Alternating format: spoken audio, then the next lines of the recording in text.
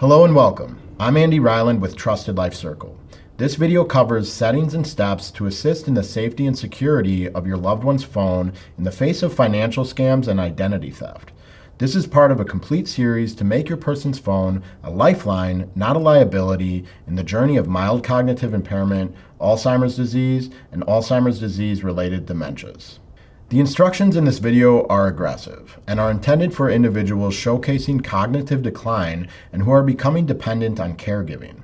If you are in a circumstance where you are navigating the more ambiguous transitional time of support, deciding whether your person should drive or not, or have access to their own credit cards, firstly, my heart goes out to you. I want to acknowledge how this gray area is one of the most difficult stages of caregiving.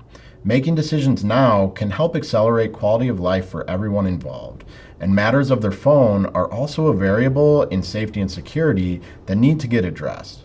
However, compared to driving a car or carrying credit cards, with the right settings, this phone is one of the few things your loved one can actually still hold on to and use. This day and age, the phone carries a wealth of information that is sensitive to your person's finances and identity, so we are going to remove these vulnerabilities while at the same time enhance what will be helpful during this uncertain time. After you strip this phone of financial vulnerabilities by following the steps in this video, be sure to watch our Dementia Proofing tutorial to configure the best environment on the phone to help your loved one hold on to their device for as long as it proves to provide familiar comfort, creative connection, or healthy independent practices. If you already did that, great. It doesn't matter where you start. We are tackling the iPhone in this video, but be sure to check out our channel for Android walkthroughs as well, and download Trusted Life Circle, which was designed specifically for you and the person you're caring for and your entire support community to keep connecting creatively during this challenging journey. Now, before we get started, there are two related decisions to consider.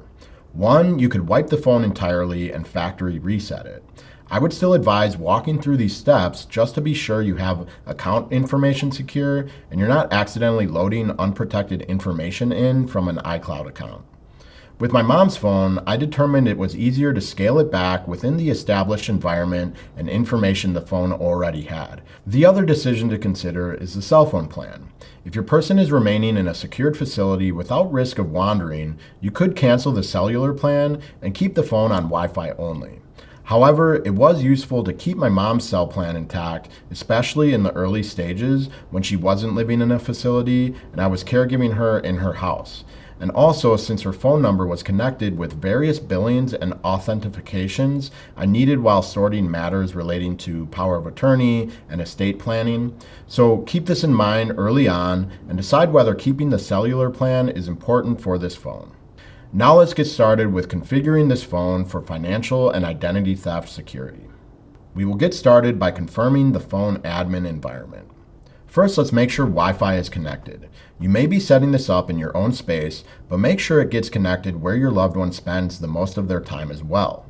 And also, let's make sure the software is updated on the phone and that software is set to automatically update. Go back to Settings, go to General, and then make sure Automatic Updates is turned on. And make sure Beta Updates is also turned on, especially in the case that you have the beta version of Trusted Life Circle. Next, let's confirm the iCloud account associated with the phone is one that you have access to by checking the iCloud account at the top of the Settings menu. If it's the account you want on the phone, proceed to the next steps, or sign out of this account and sign in with the account of your preference. Next, we will make sure Find My iPhone is turned on. Go into the iCloud account settings and scroll down to enter Find My. In the Find My menu, switch Find My iPhone so that it is toggled on. Then make sure Find My Network is toggled on, as well as the Send Last Location option, so that your person's phone is getting the most from the Find My feature. Next, we are going to set up a recovery contact. The recovery contact is a person you can set that will help your loved one regain access to their Apple account if we get locked out. In the Apple account settings menu, go to Sign In and Security, then scroll down to Recovery Contacts, select Choose a Recovery Contact to proceed. And in the selected field, search the name of the person you would like to assign as a recovery contact. When you are finished, press Add, Proceed to the confirmation screen and press Send. You can also establish other contacts as recovery contacts, so if you feel like it would be necessary, continue adding anyone else who might be helpful in this dynamic by repeating this step. Next, click Back and scroll down to Legacy Contact. The legacy contact is a person designated to access an Apple account's data, like photos, messages, notes, files, backups, after the account owner passes away. Proceed to assign the legacy contact by pressing Add Legacy Contact. From the contacts list, select the person you want to assign this role to. On the next confirmation screen, press Continue. You'll then choose how to send your invite. Choose how you would like to send, and it will give you a preview of the message on the next screen.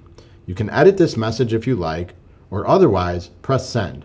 On the next screen, it will have instructions for the legacy contact.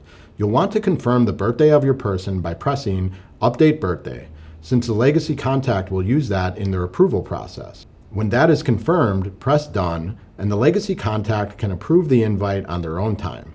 Next, press back twice to return to the Apple account settings page. Now let's get to financial safety. We will start at Payment and Shipping Info. This is payment information that is directly associated with the Apple iCloud account. It is separate from the Apple Wallet and used for Apple Store purchases, subscriptions, and services. If your person is paying for certain apps and Apple services, you may decide to keep this. This section will be protected with a screen time passcode at the end of this video, but for comprehensive financial stripping of this phone, you may want to remove this. From the Apple Account Settings menu, select Payment and Shipping. Here you will see any payment methods stored in the iCloud account. Edit this list by pressing Edit in the top right corner. Then press the red minus icon and then Remove to delete the card from the account.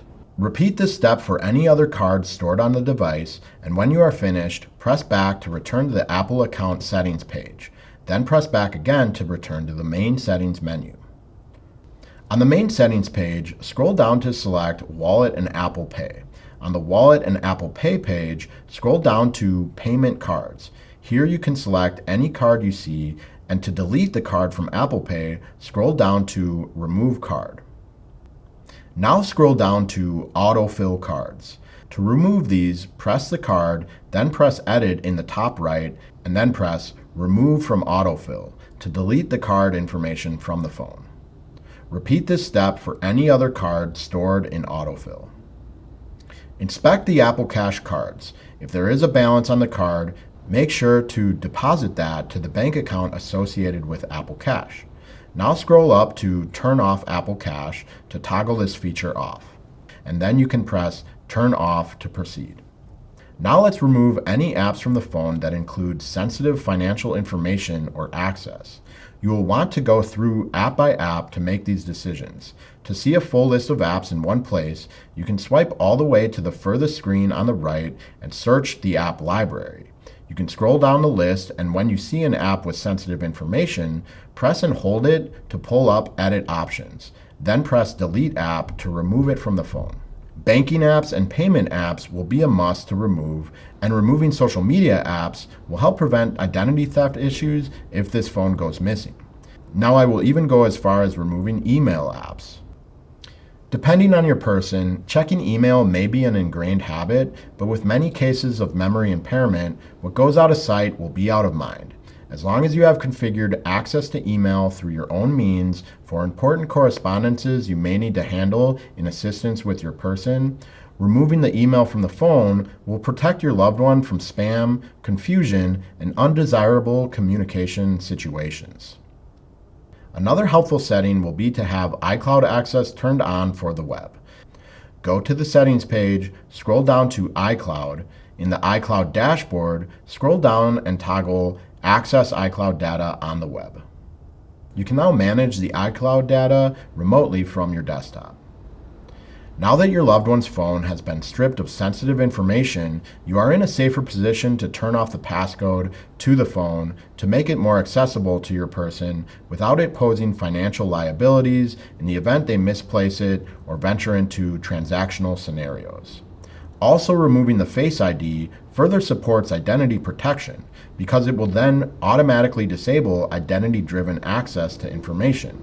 removing the Face ID helps further remove identity vulnerabilities from the phone. We will start by going to the Privacy and Security settings page, then scroll down to press Stolen Device Protection. We will need to turn this off if we want to remove the passcode from the phone. Toggle this off and then press back twice to return to the main settings screen. Now we will scroll to select Face ID and Passcode. You will need to enter the phone passcode here to proceed. Once you are in the Face ID and Passcode menu, you can turn off the Face ID by pressing Reset Face ID. Then scroll down to Turn Passcode Off and press Turn Off on the confirmation screen. This will require an Apple ID password to do so. Now lastly, let's add a layer of security so that all the settings we just established don't get accidentally changed, or worse, intentionally changed if the phone were to get into the wrong hands. In Settings, scroll down to press Screen Time, then scroll down to Content and Privacy Restrictions. Make sure it is toggled on. Then scroll down to the Allow Changes For section. Go to Passcode and Face ID. Set this to Don't Allow. Press back and then do the same for Accounts. You can then press back to return to the Screen Time menu. Now go to Lock Screen Time Settings. Here you will set a passcode for these permissions. Set it, save it, and share it as privileged information in your person's care plan. You may want to make this the same passcode associated with Assistive Access, which we show you how to set up in our Dementia Proofing the iPhone tutorial. You'll re-enter the passcode and then enter an Apple ID account in the event you need to recover this. Once you're done with that, you'll be prompted with a screen asking if your person is 17 or younger. You can just exit out of this by pressing the X, since we are not setting up this phone for a minor. Now press back to get to the settings menu, scroll up, and you'll see the iCloud account is now grayed out and inaccessible. To reset this or make changes to the iCloud account, you'll go back into the Screen Time menu, go to Content and Privacy Restrictions, toggle it off, and you'll be prompted for the code you just established. So that's it. This phone is now considerably safer in regards to financial and identity theft, hopefully giving you more peace of mind, preventing your loved one from scams, and enabling this device as a safe tool in dementia care. Be sure to now set up the phone in Assistive Access. You can watch the full tutorial on how to do that by clicking here, and subscribe to TLC for more. We're here to help.